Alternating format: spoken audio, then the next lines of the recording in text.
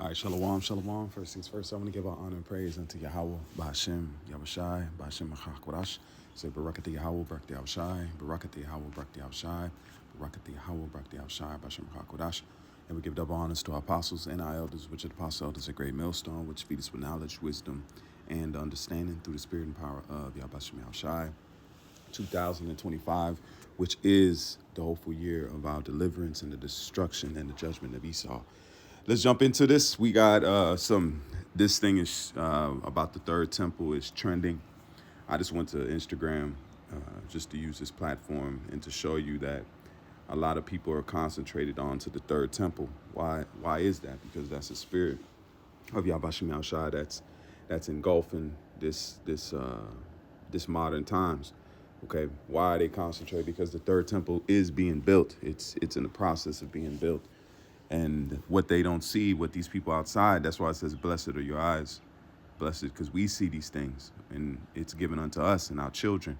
That's why it's prophesied that we would have a gathering, okay? Because the vibration of the third temple is out because the Lord has gathered and is gathering the elect, okay?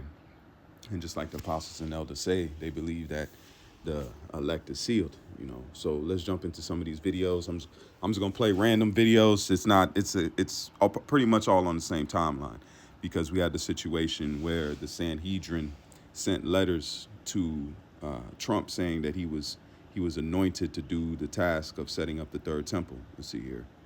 Oh, you don't say. He's been elected to fulfill Bible prophecy, all right. So the Sanhedrin published an open letter to Trump, blessing him for putting faith at the forefront by establishing a White House faith office. You know, that same faith office that is now ran by a quote-unquote Pastor Paula White Cane. Yeah, don't worry, And guys. this is She's all not a heretic. fair use. This is all for educational purposes only. The president to establish an international divine court for all nations. And I You know, shared because that he's setting up the no-hide laws because these Amalekites, and there's something that is included that they have to let you know what's going on.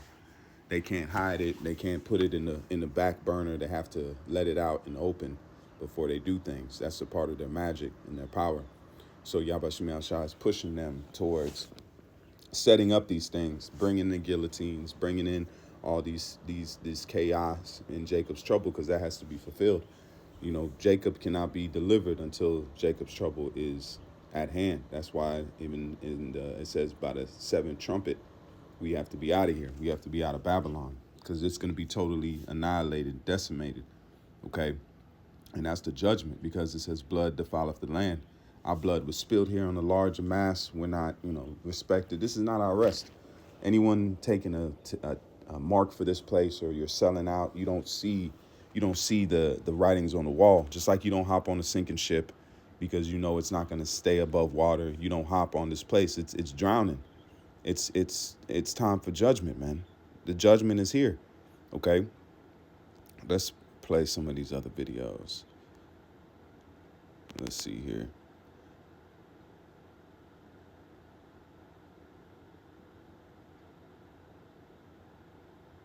I don't know what this article is about. It says a recent interview on the Israeli radio featured prominent rabbi explaining that the Messiah is just about to reveal himself. See? What? What? What Messiah they talking about? What Messiah they talking about? Let's keep reading. Rabbi Yosef or Yaakov Ziholtz on Sunday told Religious Broadcaster Radio 2000 that Rabbi recently told him that he is already in direct contact with the Messiah. To understand why religious Jews are taking this seriously, it's important to know that Rabbi, I ain't gonna pronounce his name, is considered one of the 2 or 3 top rabbis in Ultra and privately secret concerning the Messiah, has sworn in silence for several decades by hidden righteous men, but they have now ordered him to the first time to publicize their message about current events and imminent arrival of the Messiah. So they getting ready to do something, man. They're getting ready to do something because this truth is spread. This is their most feared thing happening with us, because they know what we are. They know our power level. They, just like if you ever watch Dragon Ball Z, you had the Saiyans had something called a power reader. Well, they could look at somebody and they can measure their power level. So they know that this truth is the truth, and they know that we're pushing the correct doctrine according to biblical history. But they've been lying and putting all these blocks in between us and the knowledge, wisdom, and understanding. Now those blocks are being taken down. Even the Lord said, I will pour water on the dry ground. So let's play some of these. Sexual capital. Oh, Jesus destroyed the temple in 70 AD. Jesus did that. Jesus led the Roman army to Jerusalem and destroyed the temple. Let's see here. The heifers are to be burned. According to some believers, the ceremony needs to be performed right here on the Mount of Olives, looking directly into where the temple once stood. At a secure, undisclosed location are these red heifers, to be precise. Some Jews and Christians believe they're the key to rebuilding the historic Jewish temple in Jerusalem and to beckoning the Messiah. To understand, you have to go back nearly 2,000 years when the ancient Romans destroyed the last temple in the city. To rebuild it, these believers point to the Bible's book of Numbers. It commands the Israelites to sacrifice a red heifer without defect or blemish, and that has never been under a yoke. Only then can the temple rise again. Caring for them on an Israeli settlement in the West Bank is Yitzhak Mamo. So we have here, after a long research, we find in Texas. In Texas? Texas, United States of America. Texas Red Angus, flying them 7,000 miles to Israel. This is not a publicity stunt. What do you mean? Meaning, this is something you take very seriously. Harry Potter is a good story. The Bible is not story. So as you see, in there, something's getting ready to happen regardless, because they're the ones that rule this earth in the darkness. Every major industry they have control over. They have control over media. They have control. So even in themselves, they have to push. Something has to come down the line according to their ideology and their beliefs. So the same thing with us, knowing, because we feel by the Spirit. We know by the Spirit that something's getting ready to happen. Okay, we don't have to be in the inner workings. We don't have to be in the dark hand of the so-called Edomite conspiracy. We can just see in the spirit that Yahweh Shai is getting ready to do something. And Esau's the sword of the Lord. So he's pushing this man to do what he's doing. Okay. But the main thing here, the third temple is a spiritual thing. And the third temple is where Yahweh Shai is getting ready to inhabit and dwell. That's why the mind is called a temple. Okay. Look, because let me pull this. Let me try to find something. Hold on. Let's do this. Watch this.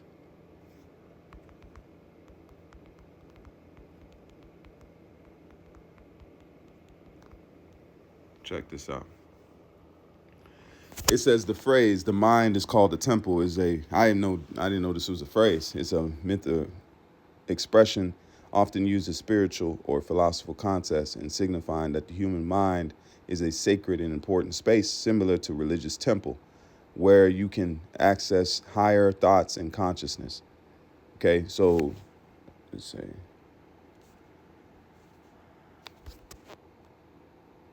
temple, mind.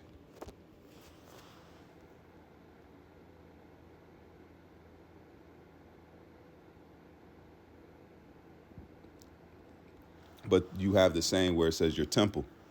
Where's your mind? Because it says the truth shall set you free. That's how we are being brought back again to Yahweh Shai, is through the understanding. It says knowledge and wisdom shall be the stability of thy times.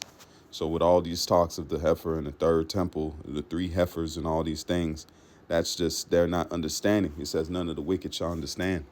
The Lord is building the temple in front of these people, in front of the same ones that sacked it, going back to 70 AD with 69 AD, 68, where you had the revolt, going back to 2nd Ezra 11 and 12th chapter, where you have that, going back to Antiochus, okay, where you see Antiochus that was Hellenizing when you see Antiochus was Hellenizing the Israelites, going all the way back to the Romans. All these things have been succession of Yabashim Shai destroying the temple, building it back up, letting us be lost, losing our ways, because us not having our knowledge, wisdom, and understanding is a breaking of the temple, is a destroying of the temple, because Jerusalem was a people before it's a place. All of these things that I mentioned are just things that were just us being destroyed. Just like Ezekiel, the dry bones tell you that what? That there was no flesh, there was no sinews, there was no internal parts, all these things that made us Israelites. It wasn't just a title, it wasn't just a land, it was what came with it. It was the knowledge, wisdom, and understanding that we had with Yahbashim Al-Shai that made us that temple, that made us the place that the Lord could dwell. So when we lost that and we defiled it, just like sin, it says sin is the transgressing of the law. So when we transgressed the law, we were defiling the temple. We were making the temple unclean, which is our minds, which is our spirits. That's why, going back to the garden, it says the knowledge of good and evil. When we ate of that, we defiled the temple. And then as succession through now, we've been broken down. But the first Adam came back as the second Adam, and he cleaned and he restored us back. Now the temple is being built on a new foundation, the second covenant, which is going to be an internal fixing. That's where the temple is going to fix. That's why it's going back to the original. The internal temple is where it must be fixed the most. It's not outside temple. It's not a physical temple. It's not something that can be seen with hands. That's why the Lord said that the Most High does not dwell in temples made with hands. He's not dwelling there. The temple is our minds. The temple is our spirits. We're a chosen bloodline, man. We don't have to explain it to nobody or make people believe it. This is something that the Lord gave to us.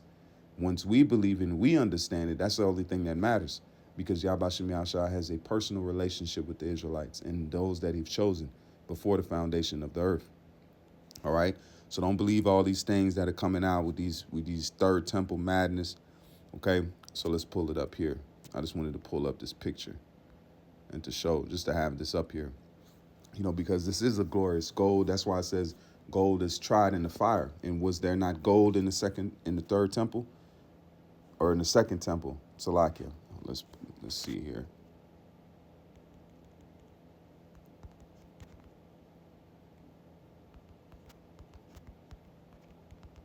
And let's see here. Let's go to results. It says for the construction of the temple of Yahweh, they gave about 180 tons of gold. Shit.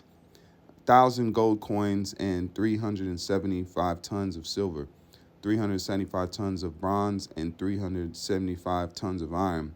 They also contributed numerous precious stones, which were deposited in the treasury of the house of the Lord under the care of Jehiel, son of Goshen.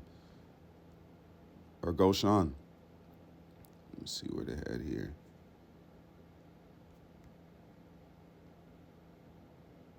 Let's read up. It says, using every resource at my command, I have gathered as much as I could for the building of the temple of the Most High. Now there is enough gold, silver, bronze, iron, and wood. So the same thing is being done now. That's why it says men are tried as gold in the fire. So the men are representation of the gold and the silver and the bronze, all these things, and those are levels of the spirit. That's why it says prophesy to the spirit that you've been given. I'm paraphrasing it. Every man has their portion. Some men have a larger portion than others. That's why the scriptures, you have certain men, you had the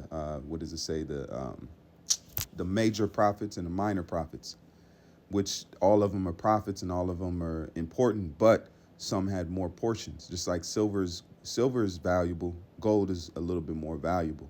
But at the end of it, it's all valuable and precious metals. So the same thing is happening now that the Lord is building up this temple. That's why it says, I shall give you pastors according to my heart, which shall feed you with knowledge, wisdom, and understanding. Okay, so let's go here. It says the family leaders and the leaders of the tribes of Israel, generals and captains of the army, and the king's administrative officers all gave willingly to construct the temple. Let's see here. So the main point is that, yes, there was gold in there. So the modern temple has the same thing, but it's men are the gold. Okay.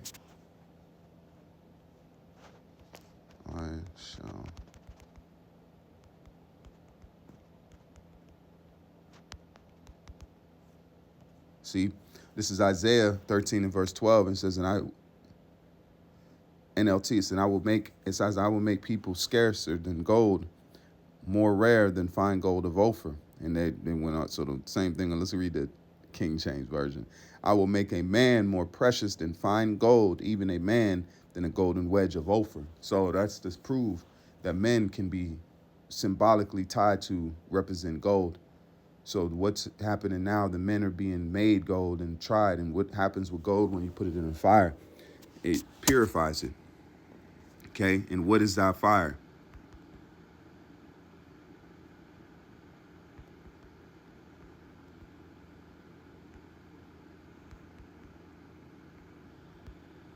Hold on. Let's do this.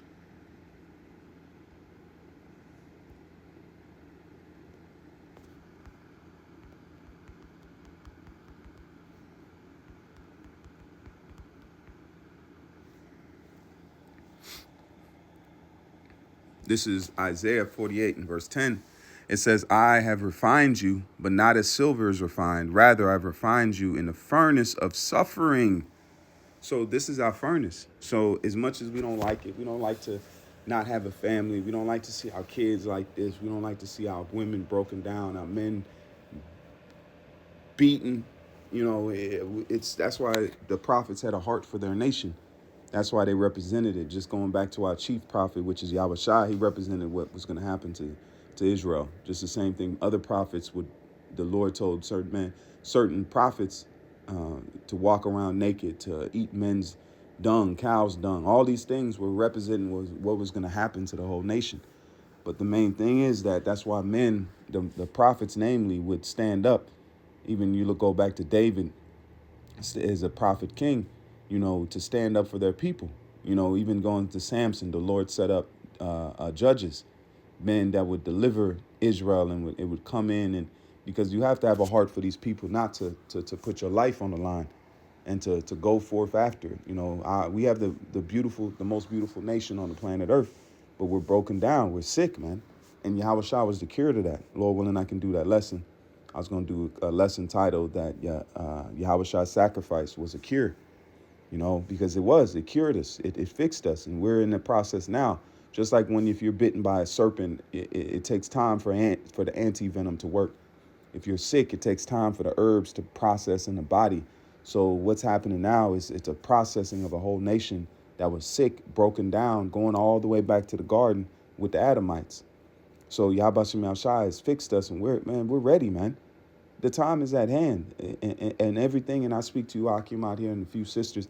This world is not for us. This world is not made for us. None of the so-called things that you look at, and you may have an aspiration for it, but it's not for you. This is not for you. Everything here is made to destroy you. It's made to hold you back. It's made to restrain you. Even the mentality that you have, that you've been taught. The devil taught you that mentality. That's why it says, lean not upon your own understanding. Don't worry about what this flesh has learned and incurred. That's why the Spirit has given us the comforter for us to lean on that and to believe on that. And don't worry about what's going to happen in the future. That's why it says, be not worried how the wicked shall be punished. Hold on. Let's see if it comes up. This is one of my favorite scriptures.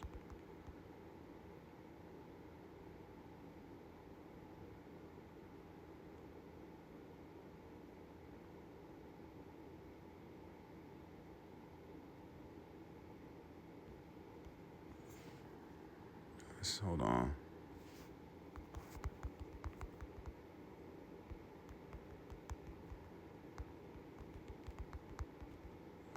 I'm typing fast, but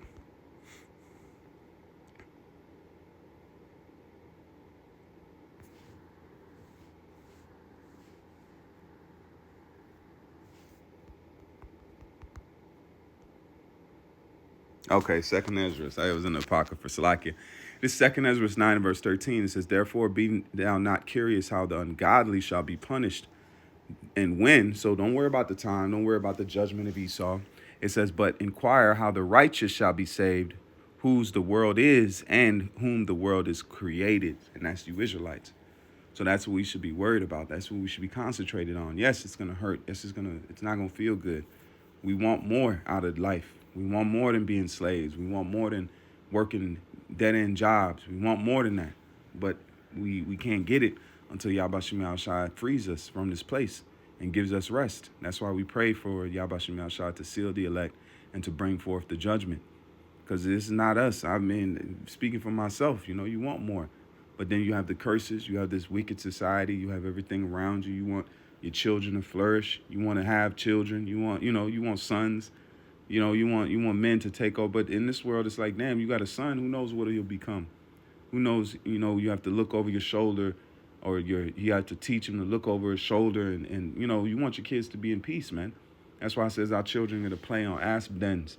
They're gonna lead animals. They're gonna be happy and safe, man. That's what that means. That scripture is breaking down that our children, an infant, will be safe to just be out there in the world, man. None were not snakes, none like that. You leave your child in the woods, that's shit. That's a countdown, man, between something happening, man.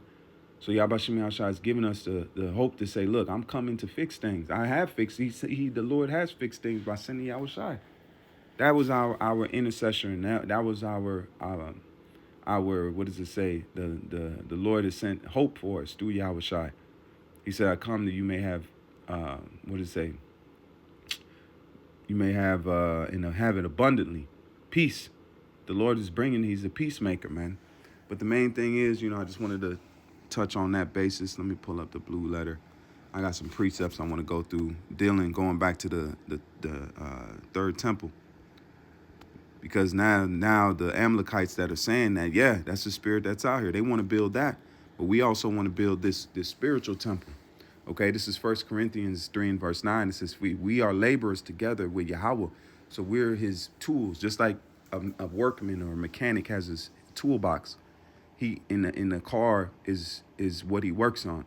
So Yahbashim Yahushua has a toolbox to work on creation and to work on this coming kingdom of heaven. That's his project, his magnum opus. So his tools are the elect. The tools are the prophets, the hammers, the screwdrivers, the Allen wrenches, the bolts, the all these screws. All these things are what the Lord is using to build this kingdom of heaven, and the men are part of that also. Okay, they're building, and Yahushua is that chief cornerstone that is being built off of. Because what is a cornerstone? A cornerstone guides the building of the entire structure. It goes off of that.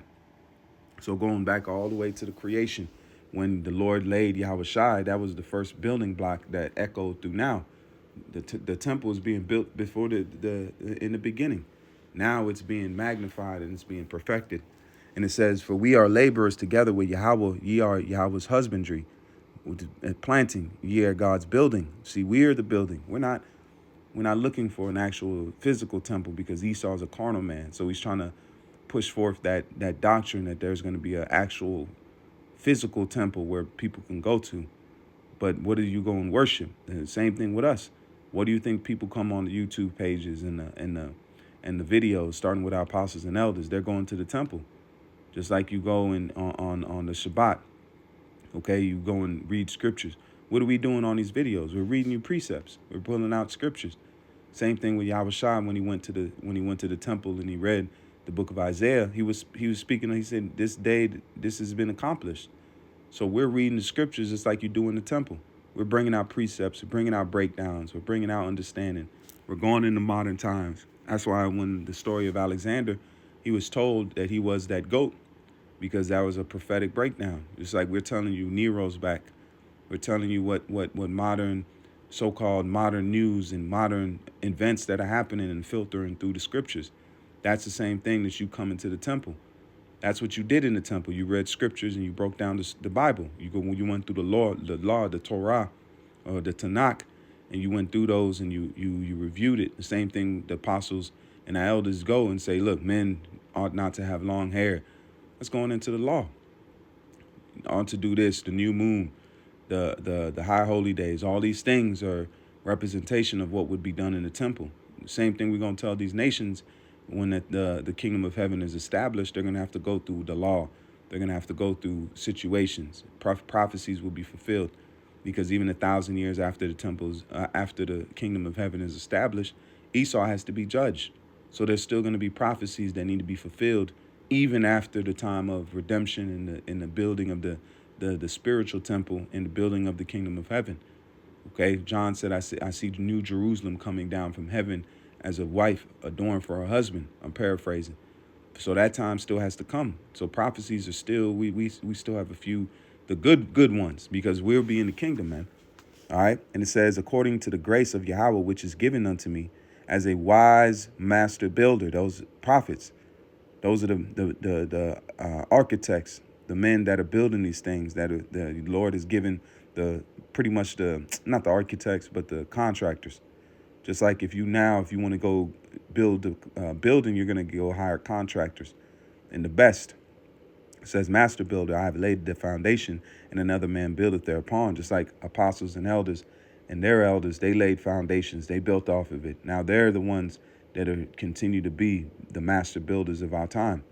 And it says, and another buildeth thereupon, but I let every man take heed how he buildeth thereupon. And we're taking now. We're telling these guys, look, you guys that are pushing wayward doctrines, you're pushing things that are not expedient. You're pushing things that aren't biblical. You're building off a foundation and you're going off the line. That's why the Spirit jumps on these guys, especially other major camps. Okay. And it says, for other foundation can no man lay than that is laid, which is Yahushua Mashiach. And if any man build upon this foundation, and if any man build upon this foundation, gold, silver, precious stones, wood, hay, stubble, every man's work shall be made manifest, for the day shall declare it, because it shall be revealed by fire. What's that? That's the coming destruction and judgment and those men and fire of adversity. So we're going to see who you are through this fire. And certain things that happen in your life, you may have thought it was a down point, but it was to prepare you to maintain and to make it through the fire to come. So don't think of the things that happen to you as something bad or, man, the Lord hates you. No, the Lord was preparing you to make it through the fire of adversity so he could actually bring you closer to him and make you something that he could put into his temple and dwell. This is a great blessing that we're coming to. We're not, this is unspeakable, man. This is something that's close to the Heavenly Father's heart that he's wanted for a long time. It's like it says, a man don't build and doesn't inhabit. So the Most High dwells in everything, but he wants a building to call his own. He wants something to say, this is mine. This is where I dwell at. This is my house. And we as Israelites have been chosen to be that. You know, that's unspeakable what the Lord has given to us. You know, that's why we went through the hell that we went through. And we went through the pains in the furnace, because the Lord had to try us. He had to prove us. He had to fine tune us to bring him closer to himself. Because once we have him, we have everything. Because there's nothing that he can't do. There's nothing that we won't want for anything. That's why it says that the Lord has pleasures evermore. We're going to have everything that our heart desires. And the Lord wants us to have these things. Just like he gave Solomon all the wealth that a man could ever imagine. Because the Lord wanted him to have that. Just like he wants us to have this kingdom that is prepared for us before the foundation of the earth. So it's not something we want. It's what Yahweh Shem Yahushua wants. And that's the greatest part of this thing, man. You know, the Yahweh Shem Yahushua has given us the opportunity to say, look, you are my people. You are my chosen. I love you, man. That's what the Heavenly Father is saying by way of this truth and by everything that we went through, is that I love you and I take care of you and I'm watching over you. Okay? So everything is going to be tried and it's going to be revealed in these times, man. But the third temple is us. Is the men that are pushing this truth, the hopeful elect out there, and then the elect that is actually delivered and set up. This is John 2 and verse 19. Yahushua answered and said unto them, destroy this temple, and in 3 days I will raise it up. So even Yahushua knew the breakdown of that. He said, I'm a living temple. We're living temples. He said, you break this temple down and I'm going to build it in 3 days. It means he was going to rise up again. So he knew that, guess what? The temple is really the body. He was breaking it down to him, and they couldn't understand it. That's why they said, "Oh, this man's threatening he's threatening the temple, man." But they didn't know what he was saying. This is John 4 and 21. Yahushua saith unto her, woman, believe me, and the hour cometh when shall neither in this mountain nor yet in Jerusalem worship the Father. You worship ye know what, not what. We know what we worship, for salvation is of the Jews. But the hour cometh, and now is, when the true worshipers shall worship in the Father in spirit and truth, not in building, not in no so-called a place of gathering. It's talking about an actual spiritual temple. It says, worshipers shall worship the Father in spirit and in truth, for the Father seeketh such to worship him. Yahweh is a spirit, and they that worship him must worship him in spirit and in truth. See? So that's what the Father wants. We're being brought together by the spirit of Yahweh Shem Yahushua, not our own wayward thinkings and what we want in life, because that's not the purpose of that you were made for. A drill don't hammer, okay? A nail don't screw, you know? There's certain things are made for certain things. We are made for the pleasure and the purpose of Yahweh Shem Yahushua, not this world's. This is 1 Peter 2:5. Ye also are lively stones, are built as a spiritual house, and holy priesthood, to offer up spiritual sacrifices acceptable to our power, Yahushua Mashiach, are acceptable to our power by Yahushua Mashiach. Wherefore also it is contained in the scriptures, behold, I lay in Zion a chief cornerstone, elect, precious, and he that believeth on him shall not be confounded. You know, unto you, therefore, which believe, he is precious, but unto them which are disobedient, the stone which the builders disannowed, the same has made the head of the corner. So we're building off Yahweh Shai, and that temple is being built now. That's why this truth is coming out. He's coming. He's the same way he was doing to Paul, the same way he's doing to the elect now. He's teaching them, breathing in them the breath of life and understanding. Okay. So that's the main breakdown of that. I just, with this third temple things, and Apostle Elder Ramlab went into it, and definitely check the video out. And just the time we are now is that just build that relationship with the Heavenly Father and this truth, and believe it, solidify yourself, tap in. Just like they say now, tap in, because the Father giveth freely. And if you've been blessed to understand this truth and understand the knowledge, wisdom, and understanding, take it that much further and to believe Yahweh Shem Shine, to grow that relationship and to glorify him at every moment. He deserves it, man. All right. So Lord willing, is that a fine lesson? I'm going to leave it there. With that, I say, call halal Yahweh, Ba'ashem, Yahweh Shai, Ba'ashem Machakodash. Until the next time, I say shalom, and more not, I never keep faith. Shalom.